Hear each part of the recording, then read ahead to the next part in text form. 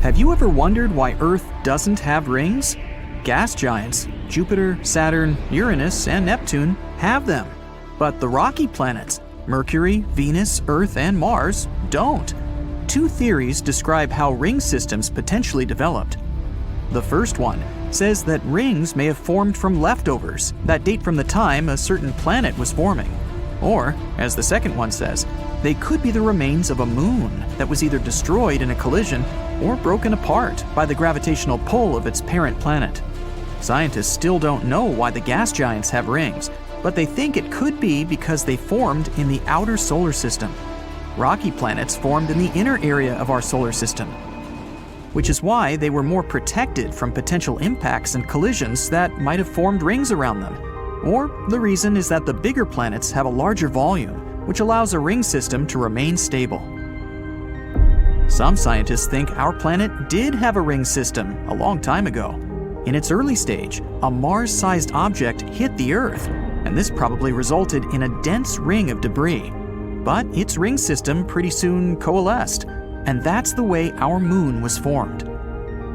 More than 10 years ago, in 2011, astronomers found a huge water vapor cloud about 12 billion light-years away from our planet. This cloud is the oldest source of water that we know of. It dates back to when the universe was only 1.6 billion years old, and now it's 13.8 billion years old. This unusual cloud is also the biggest source of water that we know of.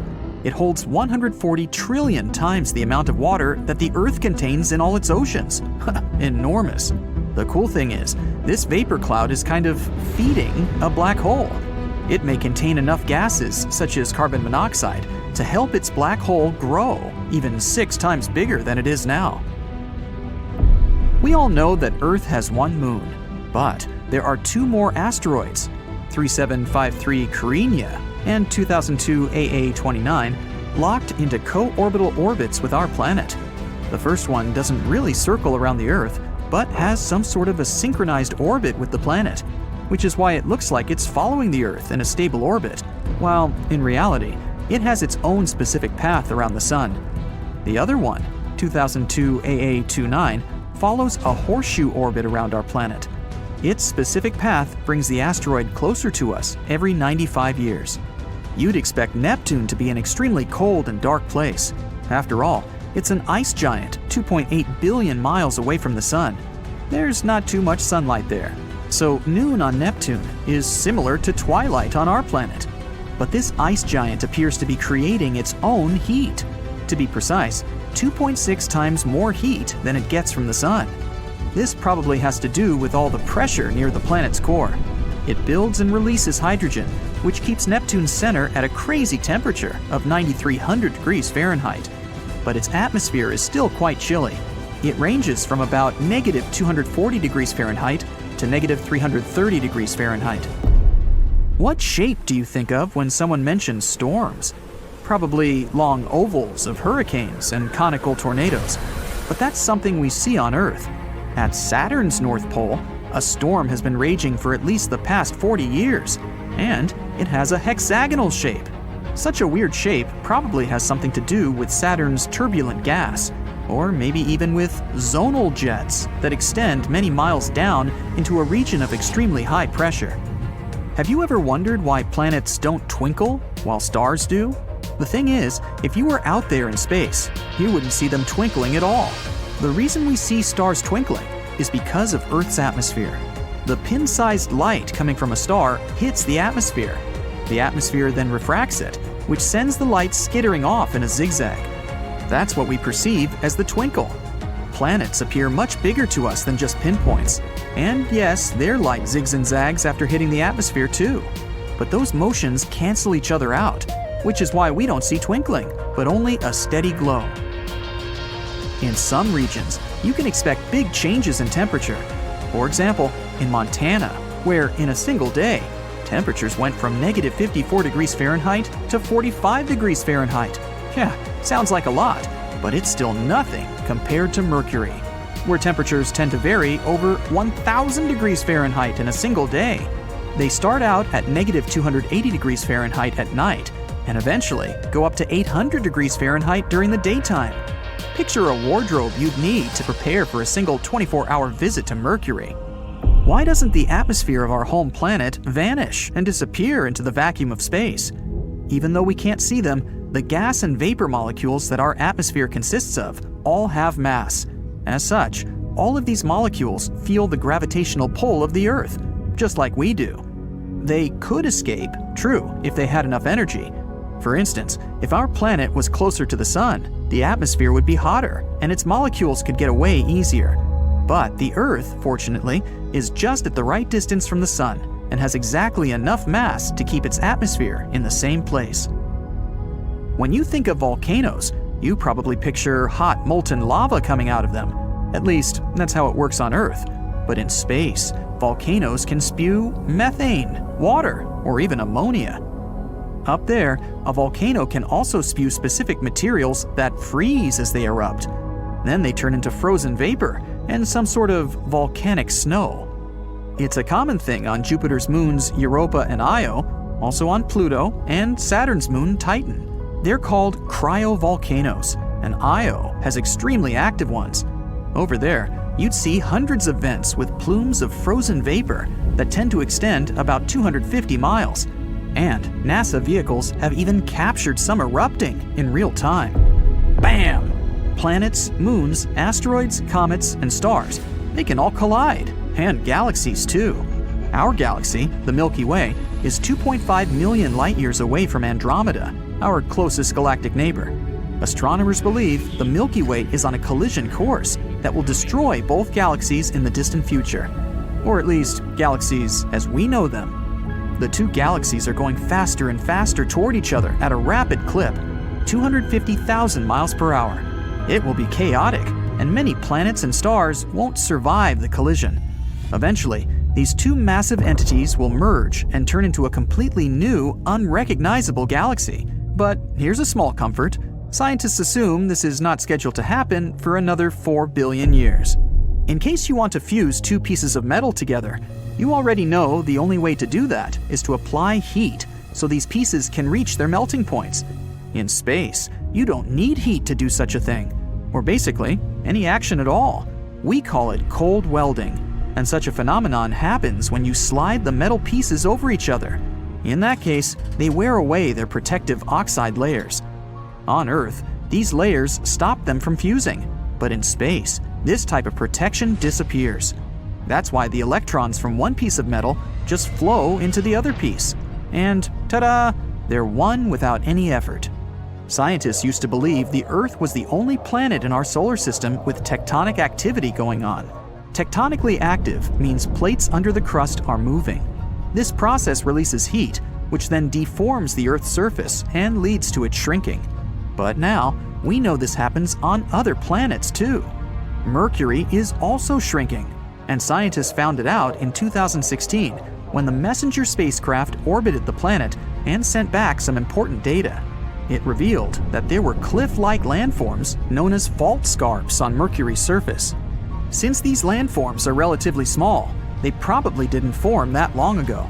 That means Mercury is still contracting, even 4.5 billion years after our solar system was formed. Jupiter's Great Red Spot is shrinking as well. It's a huge storm that rages on the planet's surface. It's reddish, a bit oval in shape, and more than 10,000 miles wide. Yep, that's big enough to swallow the Earth. And now, it's been slowly but surely shrinking for a couple of centuries. The Great Red Spot is just one of many high-pressure storms that occur across Jupiter due to all those gases present there, which is something that classifies Jupiter as a gas giant.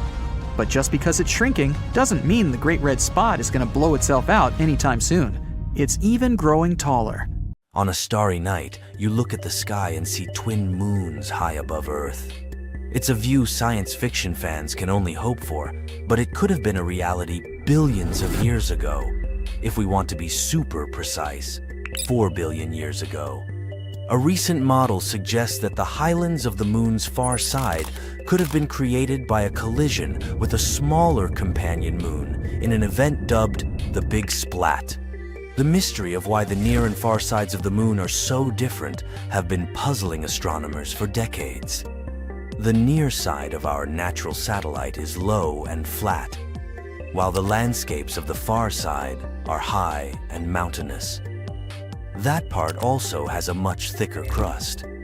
It leaves us with a somewhat lopsided moon. According to the giant impact model of the origin of our satellite, a Mars-sized object crashed into young Earth early in the history of the solar system. This event produced loads of debris that then coalesced and formed the moon. The new model, though, suggests that there could be a second moon orbiting around Earth. It would have been around 750 miles in diameter and could have formed in the same collision. Later on, this smaller moon could have fallen onto the bigger one, coating one of its sides with an extra layer of solid crust tens of miles thick. This model fits the moon-forming giant impact theory surprisingly well. After all, it does predict that there had to be tons of debris left in orbit around Earth after the collision, besides the moon itself. It also agrees with what we know about the dynamical stability of such a system, the ages of lunar rocks, and the timing of the cooling of the moon. There are other computer models that suggest a companion moon too. Another team of scientists used computer simulations to figure out the dynamics of the collision between the moon and a potential smaller companion. According to their model, it was about 1/30th the mass of the main moon. They tracked the distribution of lunar material in the aftermath of this event and its evolution. They found out that the impact would have been relatively slow, at a mere 5,000 miles per hour, which is slow enough for rocks not to melt. Plus, no impact crater would have formed at such a speed. Instead, the crust and rocks from the smaller moon would have spread over and around the bigger moon. On the other hand, such a collision sounds a bit weird. Being slow, it doesn't leave an impact crater. But at the same time, it splats material onto one side of the bigger object. There is a theory that the companion moon was originally trapped at gravitationally stable Trojan points, sharing the moon's orbit. But later, it became destabilized after the moon's orbit moved further away from Earth. The collisions could have happened anywhere on the moon, but that might be the reason why today's moon is lopsided. This model also explains the differences in the composition of the moon's crust. On the near side, it contains more potassium, rare earth elements, and phosphorus. These elements are thought to have been concentrated in the magma ocean that remained under the solidified crust of the moon. In the simulations, the collision squished this layer onto the near side of the moon.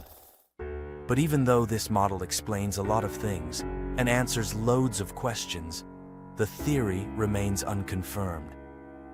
We still don't know the full history of the moon and what really happened there. Scientists say that the best way to figure it out is to get more data from lunar orbiting spacecraft. An even better way to get information would be a human mission to study the moon.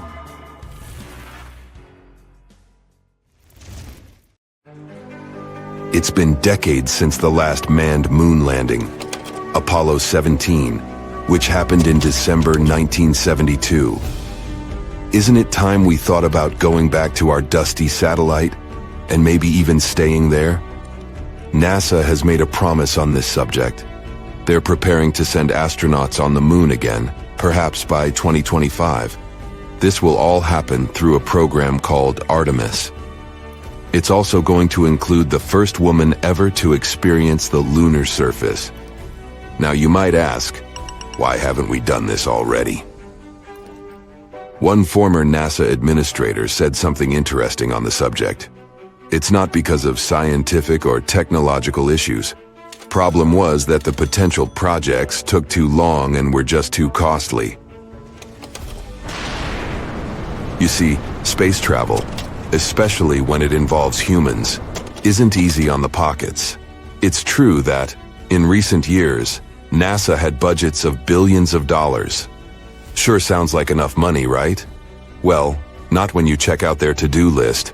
That's because they have to consider everything. from telescopes and giant rocket projects to missions also targeting the Sun, Jupiter, Mars, and beyond.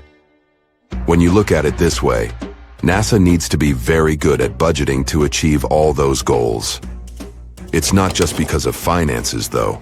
The moon itself is quite problematic. It poses real dangers that cannot be taken lightly. For starters, its surface is filled with craters and boulders that aren't easy to land on. Then, there is the moon dust, or regolith, if you'd like to call it by its scientific name. It was created over many years by meteorite impacts. It's extremely harsh and sticks to everything. It can potentially damage spacesuits, vehicles, and systems quite quickly. Also, dealing with the lunar habitat isn't a walk in the park either. The moon has no protective atmosphere. What this means is that for 14 days at a time, the lunar surface is faced with harsh rays from the sun. That period is followed by another 2 weeks of total darkness. All these changes create extreme temperatures, which us humans are not really accustomed to. There are solutions, don't worry. NASA is working on dust and sun-resistant spacesuits and vehicles. They're even developing a system that might supply electricity during those lunar nights. What's even more interesting about this system is it could come in handy on Mars too, once we get there. NASA also needs to draw in really smart people for its projects. Think about it. The average age of the people working for the mission control for Apollo 13 was just 26 years old. And these people had already been part of numerous missions by that time, which means they'd had considerable experience from a very young age. But here's where other individuals can help too. In recent years, it wasn't just NASA who's been working tirelessly to revolutionize space travel. There are many successful people out there with enough resources to join in on these efforts. Some are developing new types of rockets that can land on the moon too. In total, NASA landed 12 people on our satellite. It's definitely one of the most awesome moments in its history, if not the best. And those astronauts did amazing things up there. They brought back rocks, took snapshots, did science experiments, and even left flags behind. These were all important moments of the Apollo missions. But they weren't meant to create a safe place for humans on the moon. Scientists have had this idea of a lunar space station for a long time now. It's only logical. After all, it's just a 3-day trip from Earth. It means we can, technically, afford to make little mistakes here and there, without messing up the whole project. Plus, we'd learn so much before venturing even further into space. A moon base could provide fuel for deep space missions. We could also build telescopes up there and launch them way easier in space. It could also help us in another important project. Figure out how to make Mars habitable too. Not to mention, a lunar space station would help us learn more about the moon's origin. Who knows, it could even bring in some money because of all that fun, exciting lunar tourism. Either way, the Apollo moon program took a lot of work. For starters, let's look at the sheer number of people involved. Around 400,000, from every corner of the states. Not everything was picture perfect, tough. There were two main unfortunate events. Firstly, a fire mishap at the launch pad of Apollo 1. Secondly, an oxygen tank decided to throw a tantrum on Apollo 13, causing severe issues mid-mission. An important part of the project was Saturn V. It is to this day the most powerful rocket flown successfully, being 36 stories high. Still finding it hard to picture? This rocket stood twice as tall as Niagara Falls. Thanks to Saturn V, NASA successfully completed 13 missions. This included chauffeuring 24 astronauts towards the moon, with half of them even having a little walk on its surface. The existing rockets and space shuttles can't go beyond low Earth orbit. In simpler terms, They can't reach the moon with all the gadgets astronauts need to thrive. Current space vehicles are just not capable of carrying that load, at least not since the Apollo missions happened. Regardless, we did make a lot of progress on Earth and are ready to send astronauts to our satellite pretty soon. Here's where the Artemis project comes in. It's a program overseen by NASA. And to make sure it all goes well, NASA previously launched Orion, a spacecraft with no crew on board to orbit the moon and return to Earth. Think of it as an automated test drive. Before we actually send people out there again, we need to make sure all the devices work properly. One day, Orion will be the vehicle that will take astronauts to the moon again. It features a launch abort system to keep astronauts safe in case something bad happens during launch. It also has a service module, which is the powerhouse that fuels and propels Orion and keeps astronauts alive with water, oxygen, power, and temperature control. All these future projects make one wonder, what will life on the moon be like anyway? We can only use our imagination for now. Some say we'll be living in homes straight out of a fairy tale, something like a cozy hobbit hole. Living underground on the moon might be a must. That's due to the scorching temperatures and the lack of oxygen. If you add meteorite threats and the non-stop radiation, it's no wonder we can't just walk on its surface. What about transportation? Big and small companies alike are trying to create the ideal moon ride. If current estimations are current, one type of moon taxi will take off as soon as 2024. Unlike our current rockets, these space taxis won't have to deal with the harsh conditions of re-entering Earth's atmosphere. It will be easier for them to make multiple round trips. To support our lunar living, we'll need to have a special area for space taxis to safely take off and land. Think of it as a landing pad on a firm, flat stretch of moon surface, protected by walls to shield against moon dust. Moving around on the moon's surface will be made easier too. The next generation vehicles we're talking about will have their own controlled environment, which means you won't need a spacesuit while inside. Should feel like stepping out of your space ride for a bit. Then of course, you'll need to put on your spacesuit. All right. So we've got our homes and our rides sorted. But what about fuel? That's where the moon throws us a lifeline. The moon's lighter gravity means we don't need as much power to escape its pull. Plus, the moon has ice, and that's super handy. We might be able to convert this ice into rocket fuel. We'll need dedicated space gadgets to help gather this ice. One such tool is called Trident. It's like a drill, perfect for digging into the icy moon surface.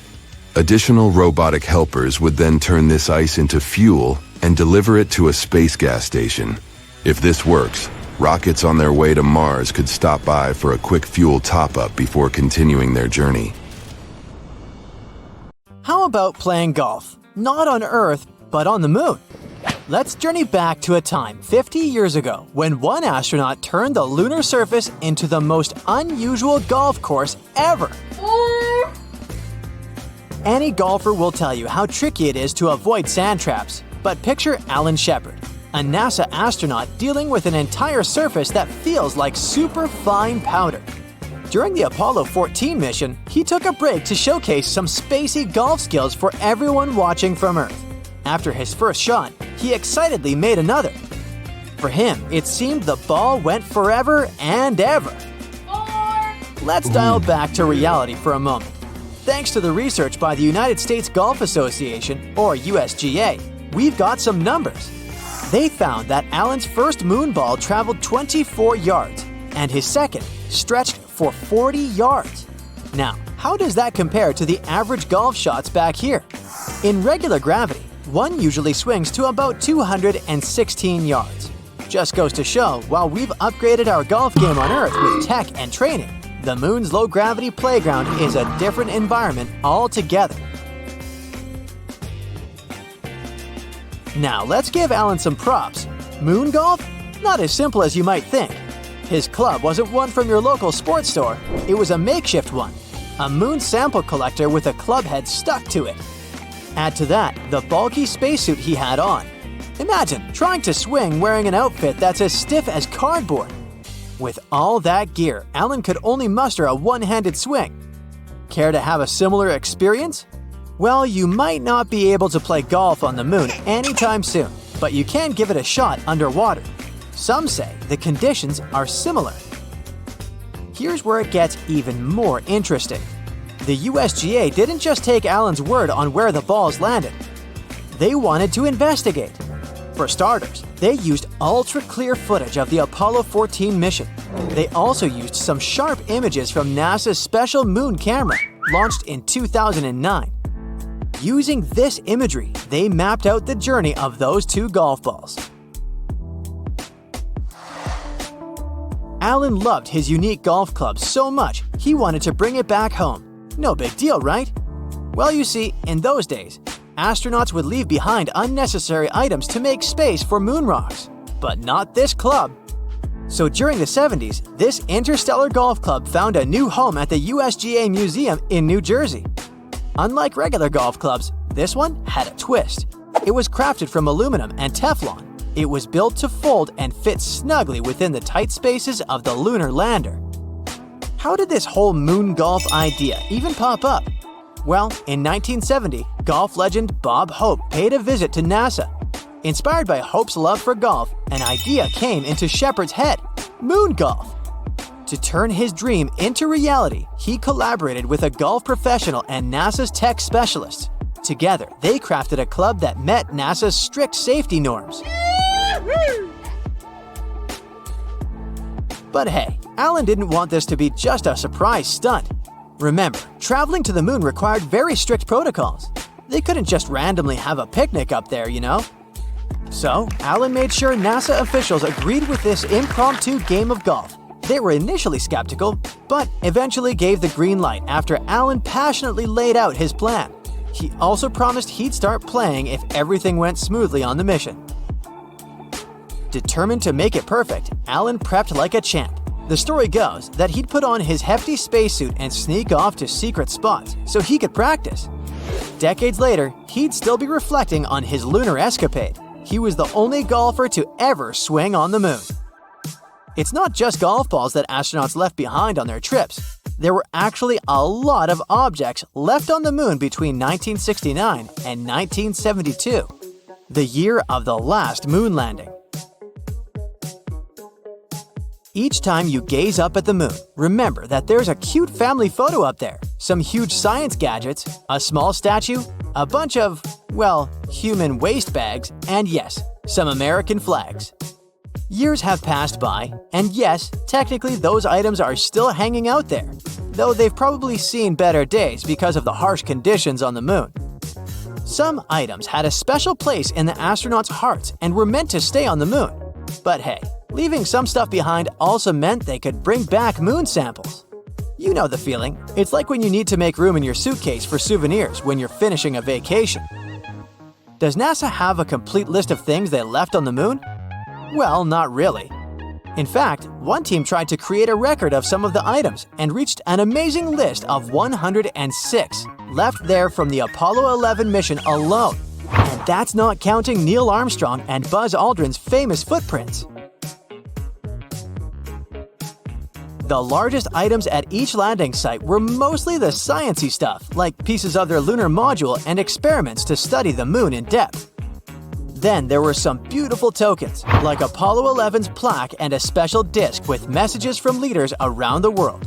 Some say the astronauts also took medals to remember some heroic cosmonauts, and they even left a gold olive branch, an age-old symbol of peace.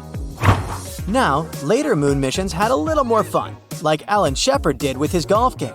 But the award for the most heartwarming moment goes to Charlie Duke.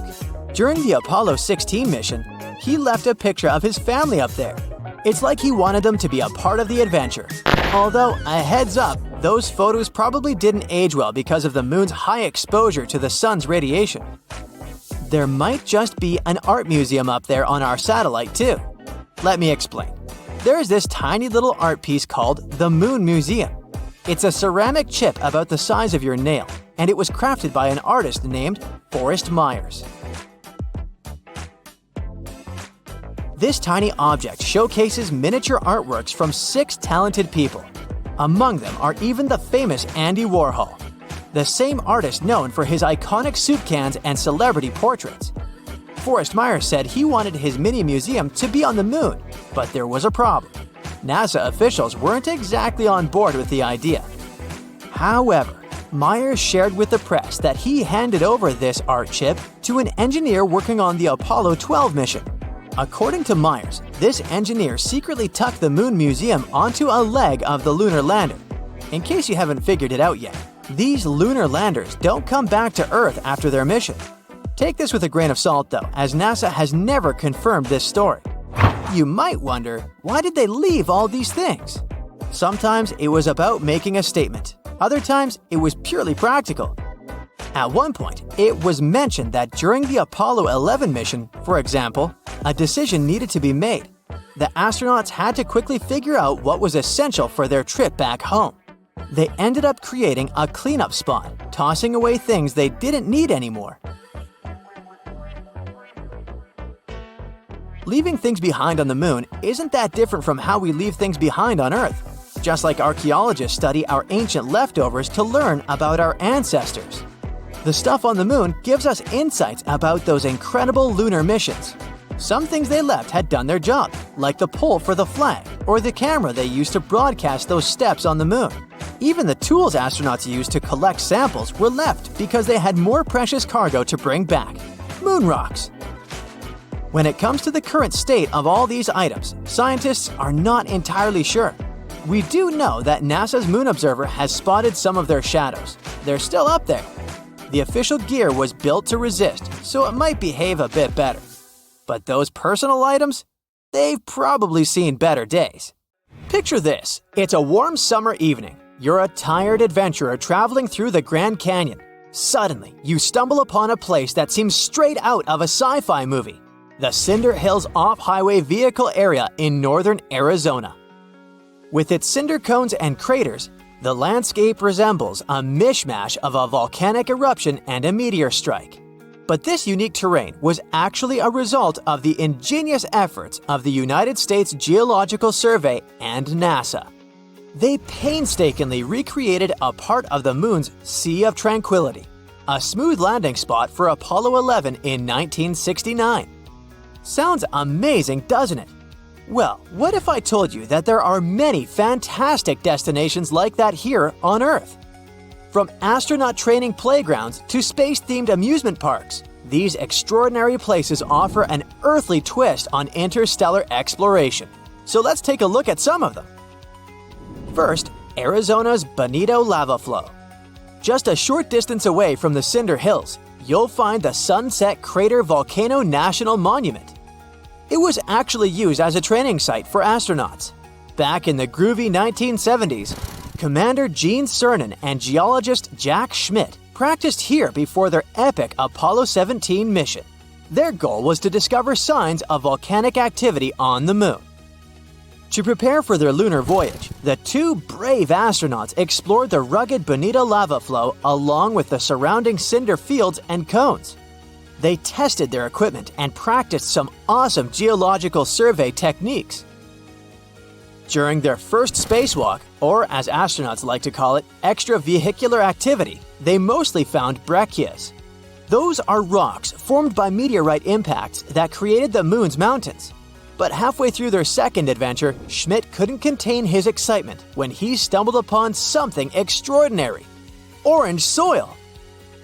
Turns out, they had discovered traces of volcanic glass. The prevailing theory was that billions of years ago, the moon was a wild and fiery place. Lava on there burst from its low-gravity surface, shooting high into the sky before showering down as tiny grains of mesmerizing orange glass. Fast forward to today, and you have the chance to explore the amazing Sunset Crater Volcano National Monument. It's a fantastic way to get a taste of the lunar environment that once fooled astronauts into thinking they were on the moon. Next, get ready to witness the coolest meteor shower in Arizona. Picture this. 50,000 years ago, a ginormous meteor, about 150 feet wide, decided to make a grand entrance into our atmosphere. It zoomed in at a staggering speed of 26,000 miles per hour. When it finally crashed into Arizona, it created an incredible crater that's 3/4 of a mile wide and a whopping 700 feet deep. And now, here is the meteor crater, the ultimate meteor impact site on Earth. Fast forward to today, and you have the awesome Barringer Space Museum sitting right on the edge of the crater. You can soak in the incredible views from various viewpoints. You can even take a guided tour along the rim. Step inside the museum and you'll learn all about how this epic crater came to be and explore meteor impacts from around the world. Oh, and don't forget to check out the star of the show, the Holzinger meteorite. It's the largest piece ever found from the meteor that crashed and created this crater. It's a close encounter you won't want to miss. But let's move on to New Mexico. This state is making some serious space history. In May 2021, it became the third place in the entire United States to send people into space, following in the footsteps of Florida and California. And the epicenter of all this excitement is none other than New Mexico's very own Spaceport America. In 2021, Richard Branson became one of the passengers on the very first commercial spaceflight ever. And guess where it launched from and landed? Yep, this spaceport. It's the new home of groundbreaking space tourism. You can visit it and get a first-hand look at all the space magic happening there. Just head to the Spaceport America Visitor Center in the nearby town of Truth or Consequences and join one of their super popular guided tours.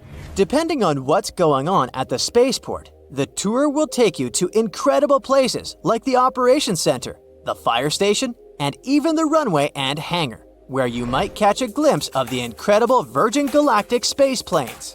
Sounds like a great adventure. Next, we'll move to Pittsburgh. A brand new museum called the Moonshot Museum opened its doors in late 2022.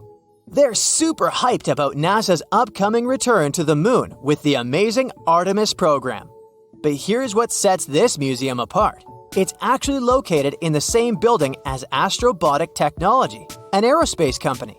And they have a special treat for you. Imagine this. There's a wall of windows that lets you peek right into the Astrobotic workshop. It's like having a VIP pass to see the magic happening right before your eyes. Just a few feet away, you'll spot technicians and engineers hard at work, building and testing robotic spacecraft. These incredible machines are directly involved in supporting the Artemis missions. One exciting project they're currently working on is the Griffin lander. This mighty lander will touch down on the moon's surface and deliver the Artemis rover Viper, who will embark on a thrilling quest to search for frozen water.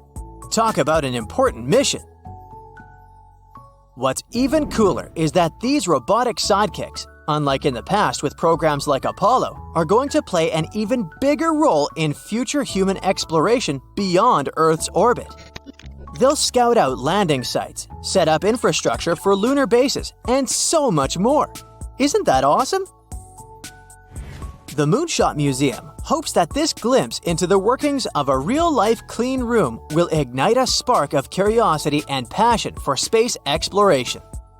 They want young visitors to dream big and maybe even consider a career in the space industry one day. The next generation of space explorers might just be inspired right here, in this very museum. So make sure to swing by and get a front row seat to the space action.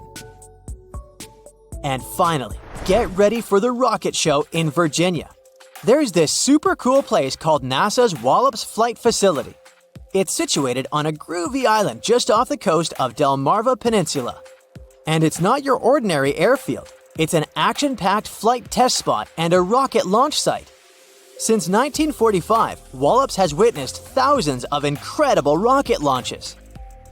It was also the stage for 2 historic test flights during Project Mercury, starring 2 very special astronauts, monkeys named Sam and Miss Sam.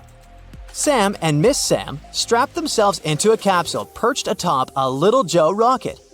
In December 1959, Sam embarked on an epic adventure, soaring to an altitude of 55 miles, right near the edge of space. And a month later, it was Miss Sam's turn to shine. She tested the launch escape system's capabilities, proving that it's possible to safely bail out if something goes wrong. Both brave monkeys landed like pros in the mighty Atlantic Ocean and were rescued by helicopters. Their successful missions paved the way for NASA's first human launches in 1961. Fast forward to today, and Wallops has a visitor center where you can geek out on all the awesome stuff happening there. You'll find exhibits that showcase the facility's incredible efforts, like resupplying astronauts aboard the International Space Station. And you can actually catch a live rocket launch from the center's rooftop or bleacher viewing areas. The best part? It's absolutely free. So pack your astronaut gear, grab your binoculars, and head over to that place. Those were fantastical destinations that could help you feel closer to space without leaving Earth. You can read more about them in the book titled Space Age Adventures, over 100 terrestrial sites and out-of-this-world stories. This list includes astronaut training facilities, captivating museums brimming with space artifacts, mountaintop observatories, bustling spaceports, and awe-inspiring NASA centers.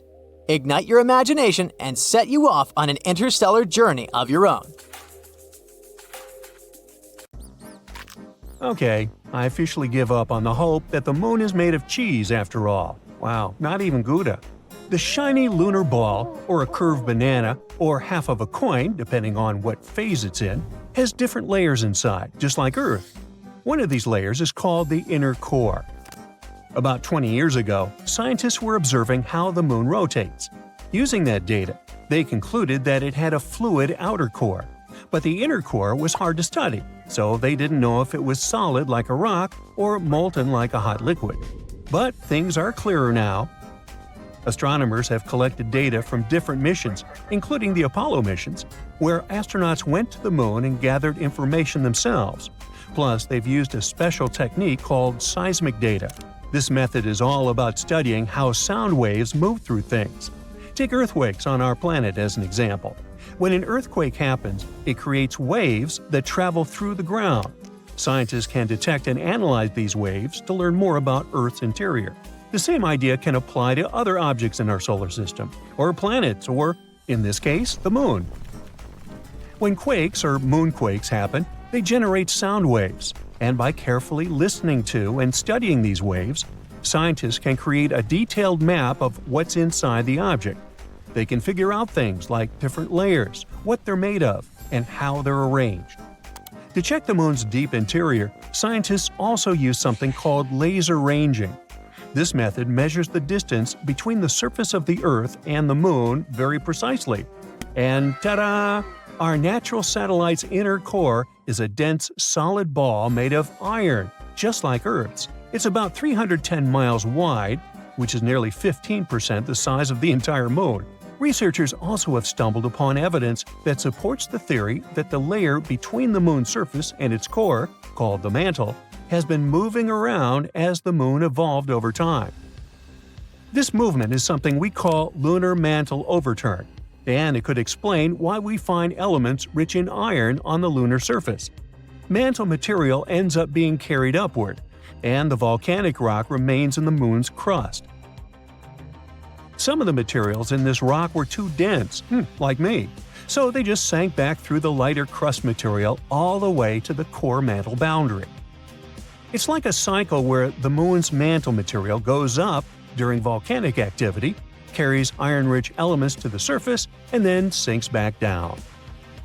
There's another mystery scientists have been trying to solve. What caused the moon's magnetic field to weaken and nearly disappear over time? It seems that now that we know about the iron core and the global mantle overturn, we might get some more answers about the moon's magnetic field. Knowing what the inner core is like can help us better understand the moon's history as well as the history of our entire solar system. Now, one of the theories that's widely accepted about the origin of the moon says there was a massive collision between Earth, in its early stages, and another mysterious object in our solar system. It's called the Large Impact Theory, and this collision was so strong it ripped off a big chunk of the primitive molten Earth. I mean, not so big compared to what's left. If you put a US nickel next to a green pea, you get a good idea of how big our planet is compared to the moon.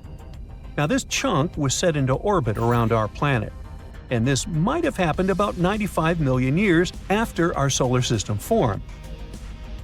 The object that collided with Earth could have been about 10% the mass of our home planet and roughly the size of Mars. Well, it makes sense. Earth and the Moon do have similar compositions after all. Of course, there are other ideas about how the Moon formed. One says that the gravitational force of our planet captured it. This means that the Moon was just an object innocently passing by when suddenly it got attracted and pulled into Earth's orbit. There's even a hypothesis that Earth stole the Moon from Venus. Ooh. In that case, the Moon shouldn't complain. I guess the view is way better here. So yeah, the Moon and Earth are similar when it comes to rocks and some minerals. But the Moon doesn't have the same atmosphere as our planet.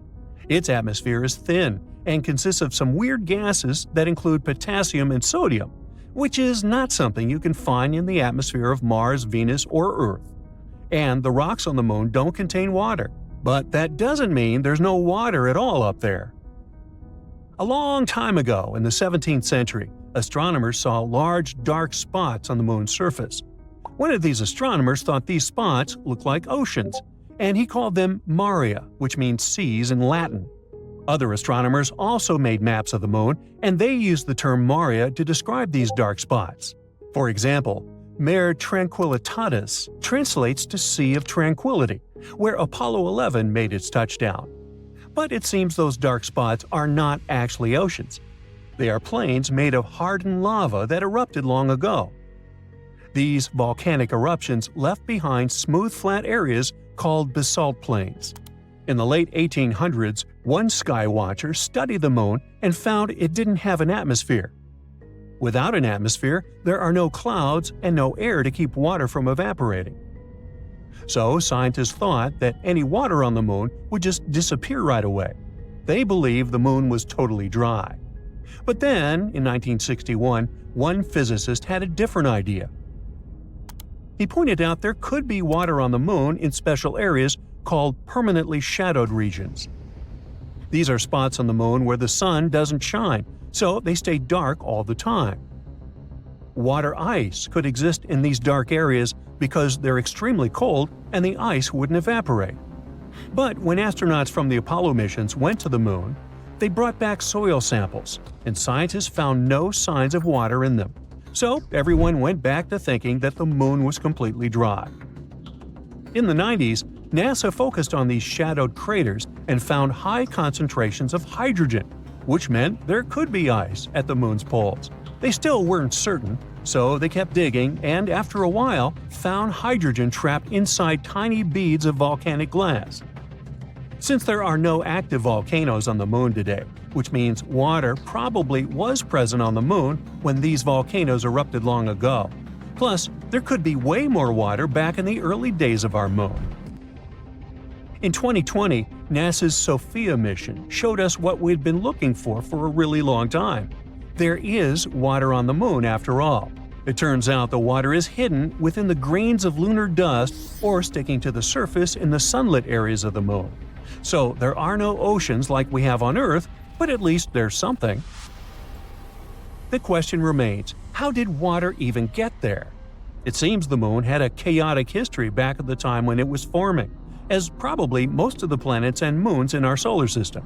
So there is some evidence that water came there from comets hitting its surface back in the old days, or maybe even keeps on coming from those that are slamming into the Moon right now. We're talking about a chaotic situation where icy micrometeorites collide with the Moon's surface, and dust then makes an even bigger mess when interacting with the solar wind. But we're waiting to find out more about this. Because, as we all know, when you mention water, you also inevitably talk about life. That's why we want to know more, for instance, about all that ice hidden in polar craters on the moon. Maybe it can teach us more about how life developed on Earth. Maybe comets brought all the necessary elements here.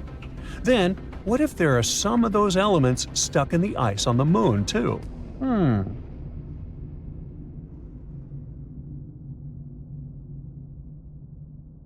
You know how it all started 13.8 billion years ago with the Big Bang? Bam! No, wait, I can do better. No, never mind. And the universe has been expanding ever since.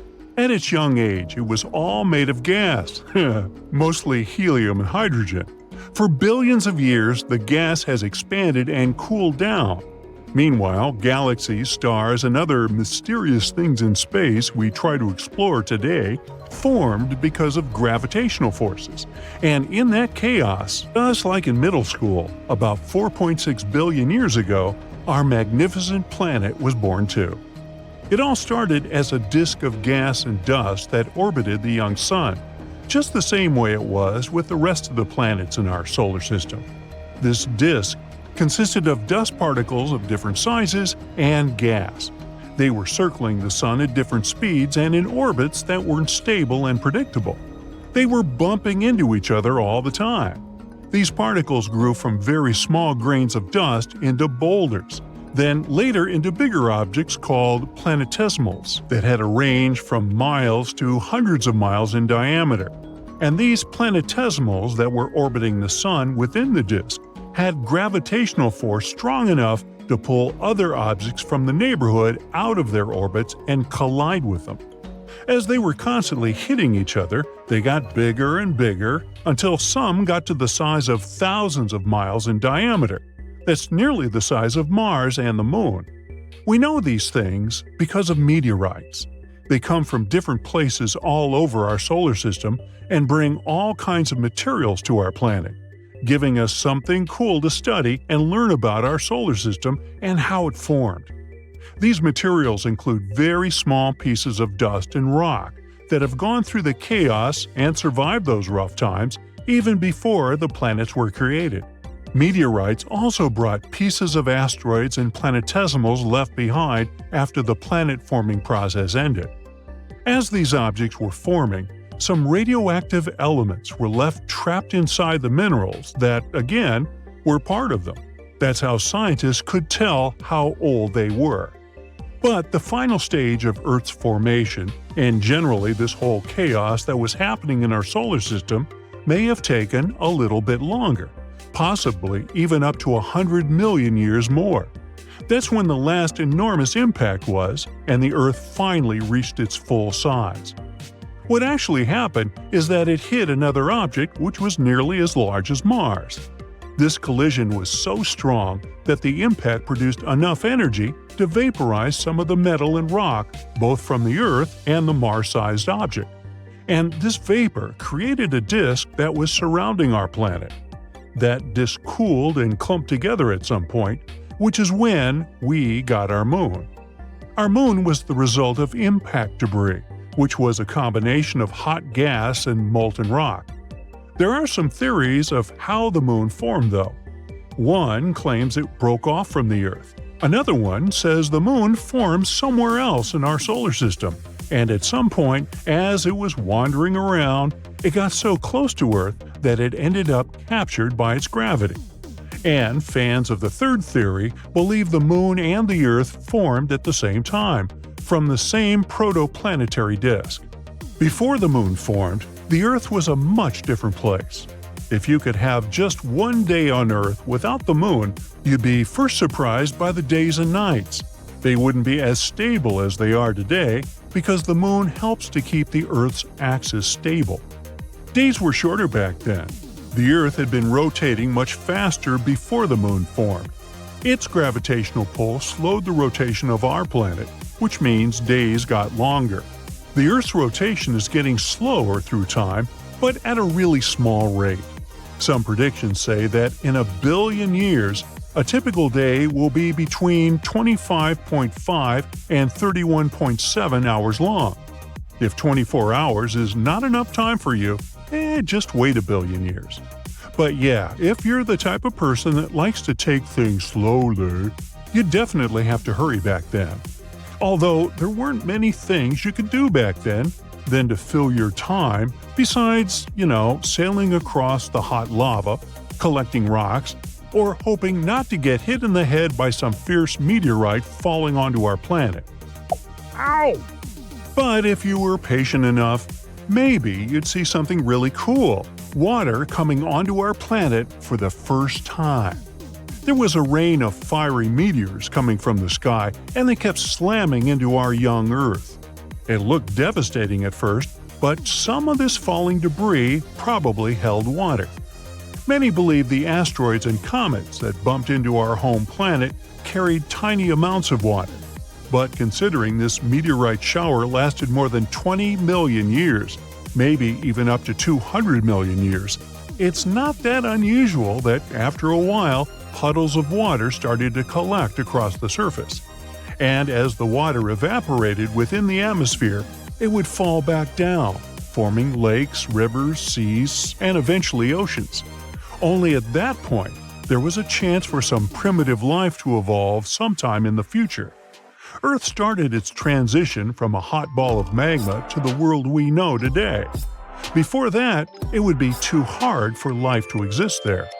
Even if it had happened somehow, all those meteor and asteroid collisions would have probably destroyed it. Also, you wouldn't be able to survive without an oxygen tank.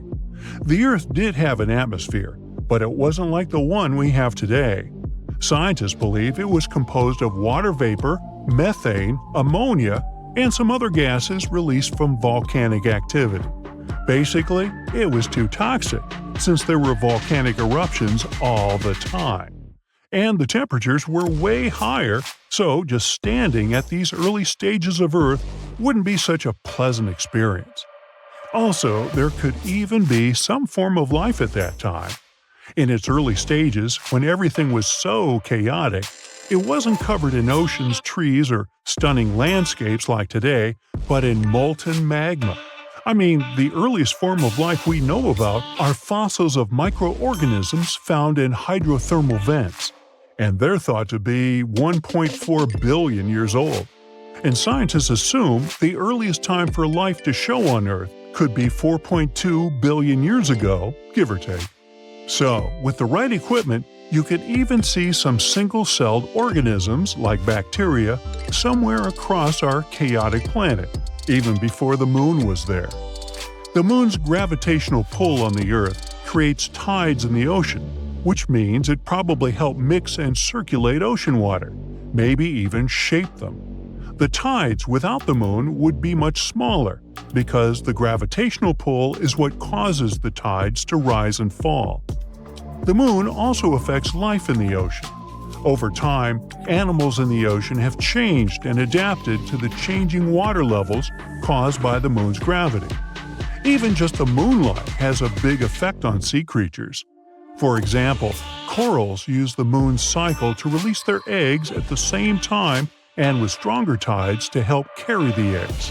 Baby sea turtles use the moon's light shining on the water to guide them from their nests to the ocean.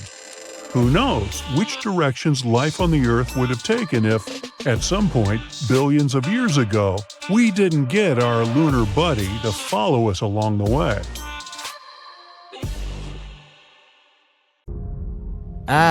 Well-deserved vacay, finally. This time you're off to see something new. It's an ocean on one of the Uranus's moons. Alright, just kidding. This destination is not a vacation spot yet. But yeah, there are definitely some impressive oceans out there. Hey, don't say you thought oceans can only be found on Earth. But before diving into Uranus Moon's oceans, let's talk about Uranus itself first. The seventh planet from the Sun, and the coolest cat in the solar system. It's got 27 moons, and 4 of them might technically have oceans. That's more than most people have friends. All these moons are like Uranus's mini-me's. They tilt at the same crazy angle as their parent planet, 98 degrees to be exact. And Uranus is so unique that it orbits the Sun on its side. That means its equator is almost at a right angle to its orbit. Talk about rebellious. But why is Uranus like this? Well, some astronomers reckon it's because it got knocked on its side by a massive collision with another planet. And that impact might have actually created Uranus's moons. Fun fact, those moons have pretty particular names. Instead of mythical figures, most of them are named after Shakespearean characters. I mean, who needs Zeus when you've got Juliet and Desdemona? Discovering these moons isn't easy. They're super dark and located billions of miles away from the sun. It's like trying to find a needle in a haystack, except the needle is smaller than your pinky finger.